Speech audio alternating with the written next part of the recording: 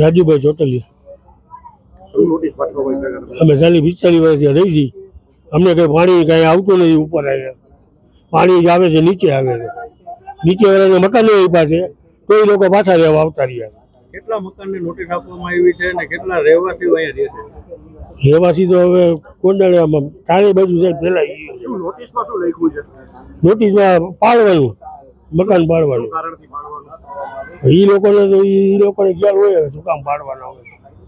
તમારે પાણી ભરાવાની જરૂર? ના અમે ઉપર નથી, નીચે વાળાના છે. 40 વર્ષથી હજી લાઇટ બિલ ભરી છે, વેરા બિલ ભરી છે, બધું ભરી છે સાહેબ. અમે શું માંગ શું છે તમારી? અમારી સાહેબ બહુ માંગ હોય. આઈને રહેવા દઈએ ને અમે પૈસા ભરવા તૈયાર છે. જે હપ્તા કરી દઈએ અને નાના કોટર આપે એમાં અમારે સમાવેશ એનો થાય છે. મારું નામ વિજયાબેન. અમારી માંગ એ જ છે કે અમને અહીંયા રહેવા દઈએ. અમારે પાણીની કોઈ પ્રોબ્લેમ નથી. અમે અહીં 45 વર્ષોથી રહી છે. પાણી અમારે આવતું નથી. નીચેવાળાને પાણી આવે છે તો અમને નોટિસો દઈ ગયા, પણ નાનું એવું એમ કહે છે કે કોટર આપશું, પણ તો કોટરમાં અમારે સમાવેશ ન થાય કે દીકરો હો અને અમે કોઈ સમાવેશ ન થાય તો અમારે ક્યાં જવું? અમે મજૂરી માણસ છે, રિક્ષા હકાલે.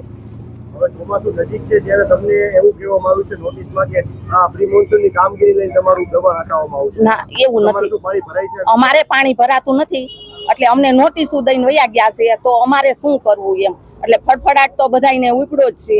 શું કરવું અમારે? અમે ક્યાં જઈએ એમ? મારું નામ નરેશ પ્રજાપતિ છે અને અમે છેલ્લા અહીંયા 40 થી 45 વર્ષથી રહી છીએ. અહીંયા લલુલુ ઓકરી છે, કેના રોડ લલુલુ ઓકરી વસુંધરા સોસાયટી પાસે આવે છે.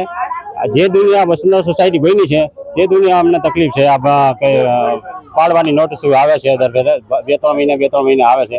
અને આનો હું વેરો બિલ ભરું છું, લાઇટ બિલ ભરું છું.